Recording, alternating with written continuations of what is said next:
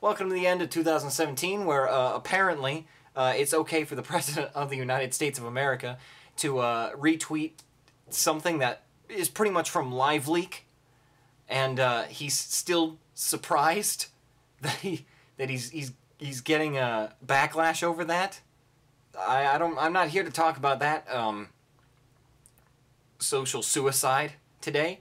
I'm here to talk about H3H3 Productions and his recent tweet about how much he hates himself and how much he wants to get better.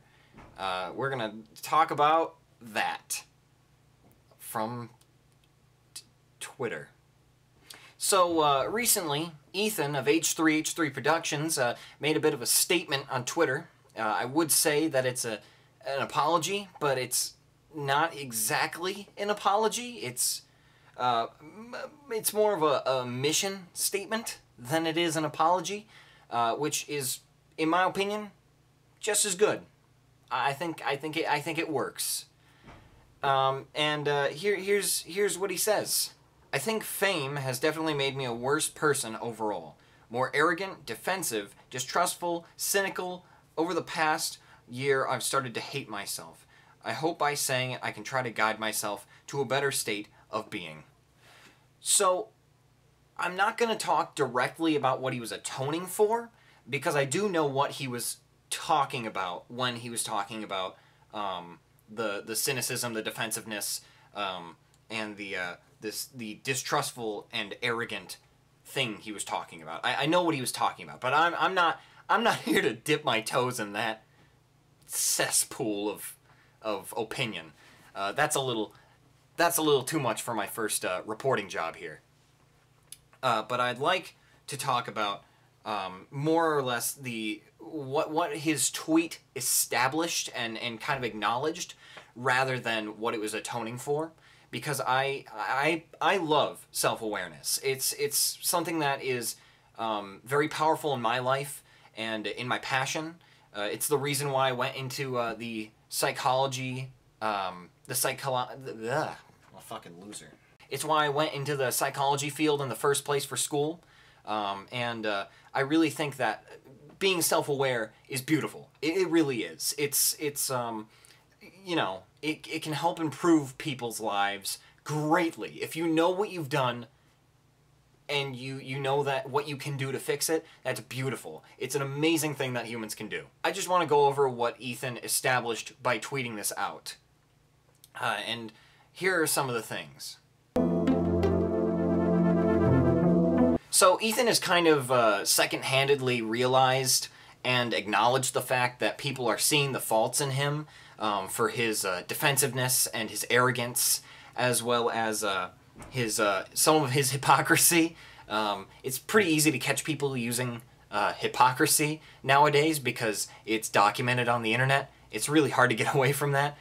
Ethan, I'm sorry that you had to deal with that, but unfortunately, that's the internet, and they're gonna give you a little slap on the wrist. I think that these traits that he's recognized in himself it's a great thing to recognize things like defensiveness and hypocrisy in yourself, because that makes it easier for you to recognize other people being hypocrites and other people being too defensive on in, you know, really subjective opinions that really just you can't be so solid-minded on all opinions. That's just tough.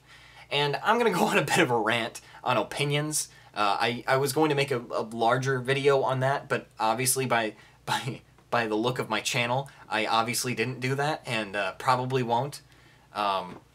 In reality, opinions are subjective, malleable. Everyone knows that. It's not like the key of secrets, you know. Everyone knows that opinions are subjective. Everyone can have them, and they should not be a cement wall. I believe that your opinions should be malleable and open to the public. If you are closed on your opinion and you don't feel like changing, you don't feel like hearing anyone out, then that's totally fine, you know. But don't intrude on other people's opinions. Don't harass people just because they have a different opinion than you. And I'll have you know, I myself am a pretty dang good opinion giver. I think everyone on Twitter loves me, and I totally didn't have to say that I am totally open to discussion, because I have great opinions, and I'm obviously the best at this subject. I know that because Ethan has been pointed out to be a bit of a hypocrite regarding freedom of speech, like I said, I don't want to dip my toes in that water, that's a cesspool, as I stated, and he was a little bit stubborn. Mind you, drunk, but he was stubborn, and you know, a little too defensive on his opinion, and he was just trying to save face, and that portrayed arrogance. That's not a good thing for people on the internet to have. I'm the trash man. I come out, I throw trash all over the ring.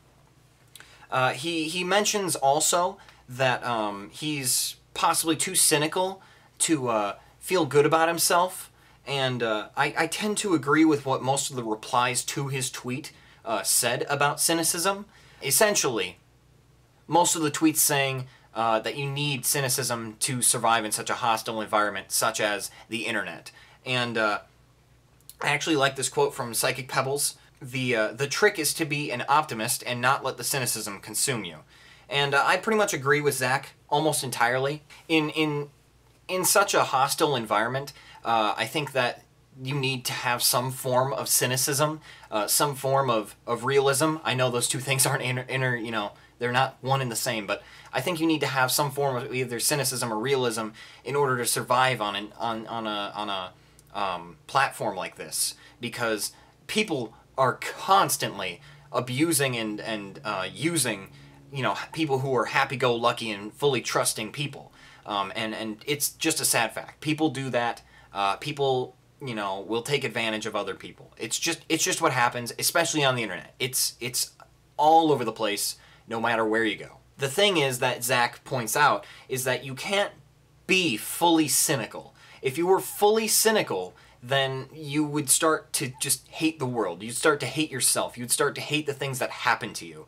And I fully believe that you have to have, yes, you have to have some form of cynicism, but you also have to have a form of optimism. You can't just survive on one or the other, because I believe that they are interconnected. Optimism is necessary to continue on in a world full of cynicism, sarcasm, and public abuse. And I think it makes perfect sense for why Ethan uses that as a reason for hating himself.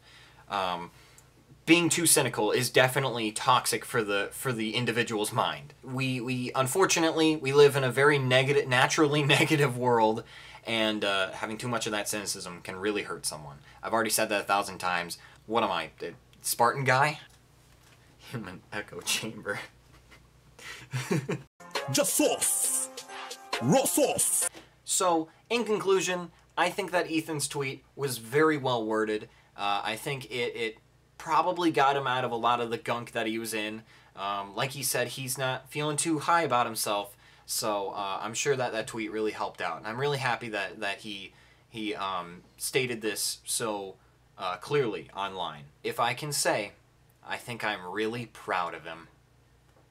But not Keemstar. Keemstar's not proud of him at all. That's not even. I'm not even talking about that. That's Keemstar's not even proud of him. I'm not even gonna talk about that. That's a that's a mess. Actually, you know what? He is a snake, all right? But he is a snake with a wizard wand. This motherfucker has got strings on everyone. He can just make anyone dance at any moment. And he comes out with something so good. I don't want to talk about that. But really, if you ever feel like you're intoxicated by power, whether it be with your friends on YouTube for some reason that you're watching me, and you know, just generally any other reason that you could possibly gain power by social grouping, be very careful. Try to be more self-aware. Try to learn from Ethan's statement. It's very, very good to be self-aware.